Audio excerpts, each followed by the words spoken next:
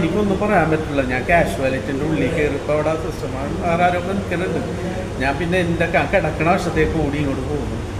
ഇവിടെ വന്ന് ഓടിച്ച് വന്നപ്പോൾ തന്നെ അവിടെ സിസ്റ്റർമാരൊക്കെ ഓടി വന്നു ഇതാന്ന് നോക്കാൻ വേണ്ടി വന്നു.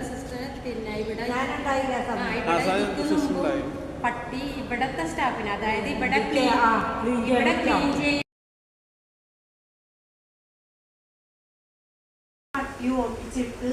പട്ടി ഓട്ടിച്ചിട്ട് അത് ഒരു പട്ടിയൊന്നുമല്ല, 10 പട്ടികളുണ്ടെന്നാണ് പറയണം. അവന് ഓടി ചെന്ന് മലന്നടിച്ച് വീണ് അവന് തലത്ത് നല്ല പൊട്ടിയിട്ടില്ലെങ്കിലും നല്ല പേരിട്ട്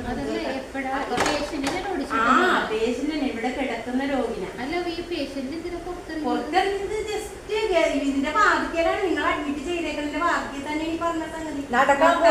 റോട്ടിലിറങ്ങിയതല്ല, റോട്ടിലേക്ക് പോയതല്ല.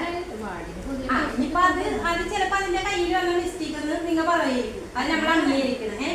പക്ഷെ അത് സിസ്റ്ററിനോട് പറഞ്ഞ് സിസ്റ്റർ പറഞ്ഞ് സൂപ്രണ്ടിനോട് പറയാന്ന് പറഞ്ഞിട്ട് ഇന്ന് ഇത്രയും നേരമായിട്ട് സൂപ്രണ്ട് ആ രോഗിയുടെ അടുത്ത് ചെന്നിട്ട് എന്താണെന്ന് ചോദിച്ചിട്ടില്ല. ഇവിടെ ആകെ ക്ലീനിങ് സ്റ്റാഫ് എന്ന് പറയാനായിട്ട് ഇവിടെ ഈ പറമ്പൊക്കെ ക്ലീൻ ചെയ്യാനായിട്ട് ഒരു അമ്മച്ചിയാണ്, ഒരു പ്രായമുള്ള ഒരു അമ്മച്ചിയാണ് ഇവിടെ ക്ലീൻ ചെയ്യണത്. കേൾക്കണം, ആ അമ്മച്ചിനെ ഇവിടെ പട്ടി ഓട്ടിച്ചിട്ട് വലിച്ചിട്ട് കീറിയിട്ടുണ്ട്.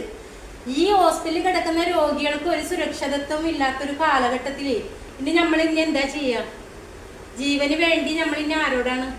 മനുഷ്യജീവനിക്ക് ഒരു വിലയില്ല ഇവിടെ. ഒരു വില എന്ന് പറഞ്ഞാൽ ഒരു വിലയില്ല. ഇവിടെ പട്ടിനെ വളർത്തണം, ഇവിടെ പട്ടിനെ വളർത്തണേണ.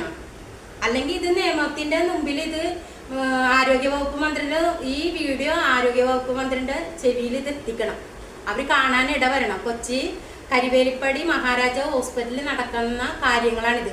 ഇപ്പൊ ഈ 2-3 പേഷ്യൻ്റുള്ള ആ ഒരു മൂലയിൽ ഇതിങ്ങനെ ഇത്രയും വലിയ ഹോസ്പിറ്റലിൽ ആണുങ്ങൾക്ക് ഒരു വാർഡുണ്ട്, സ്ത്രീകൾക്കൊരു വാർഡുണ്ട്. ഇപ്പൊ അങ്ങനെയല്ല, 2-3 പേരെ ഈ മൂലയിൽ കൊണ്ടിട്ടാണ് ഇവർ അഡ്മിറ്റ് ചെയ്തിട്ടിരിക്കുന്നത്. 6 പേരായാലും ഈ 6 പേരൊക്കെ ഇവിടെ ഇത്രയും സ്ഥലങ്ങളുണ്ട്, ഇവിടെ അഡ്മിറ്റ് ചെയ്യും. ഇപ്പോഴത്തെ കാഷ്വാലിറ്റിയാണ് ഇപ്പൊ വാർഡാക്കിയേക്കണം. അപ്പൊ ഇതിനെ എത്രയും പെട്ടെന്ന് നിങ്ങൾ നടപടി ഉണ്ടാക്കിക്കൊള്ളാം. കാരണം എന്താന്ന് വെച്ചിട്ടുണ്ടെങ്കിൽ ഇതിപ്പോ ഞാനിപ്പോ ഇങ്ങനെ വന്ന് പറഞ്ഞു പോകണം. ഇന്ന് തിരക്കായതുകൊണ്ടിട്ടാണ് പത്രക്കാരും ചാനലുകാരും വരാത്തത്. മനസ്സിലായില്ലേ? ഈ മേഡത്തിന്റെ അടുത്ത് ഒരുപാട് കംപ്ലൈന്റ് ചെയ്യുമ്പോൾ പറഞ്ഞിട്ടുണ്ട്. ഈ മേഡത്തിന് ഇതൊന്നും പരിഹരിക്കാൻ പറ്റണമെങ്കിൽ ഇവർ ഈ ജോലി രാജിവെച്ചിട്ട് ഇറങ്ങി പോകണം. പുതിയ ആരെങ്കിലും കൊണ്ടുവന്ന് ഇവിടെ ഇരുത്തണം. ഭരിക്കാൻ അറിയാവുന്ന ആൾക്കാരെ കൊണ്ടുവന്ന് ഇരുത്തണം. അല്ലാണ്ട് വെറുതെ ഒന്നും അറിയാൻ പാടില്ലാത്ത ആൾക്കാരെ കൊണ്ടുവന്ന് സൂപ്രണ്ടാണെന്ന് പറഞ്ഞ് ഇവിടെ ഇരുത്തിയിട്ട് ഒരു കാര്യമില്ല. ഇനി നാളെ സൂപ്രണ്ടിന്റെ അടുത്ത് വരുന്നുണ്ട്. ഇപ്പൊ സൂപ്രണ്ട് ഇവിടെ ഇല്ല, പോയെന്ന് പറഞ്ഞ് അന്വേഷിച്ചപ്പോ. അപ്പൊ സിസ്റ്റർ കണ്ട് വിവരം പറഞ്ഞിട്ടുണ്ട്. സിസ്റ്റർ നാളെ സൂപ്രണ്ടിനെ കണ്ടിട്ട് വിവരം പറയണം. രോഗിനെയാണ് ഇപ്പൊ ഈ കാണിച്ചേക്കുന്നത്. ഇവിടെ എത്രയോ രോഗികൾ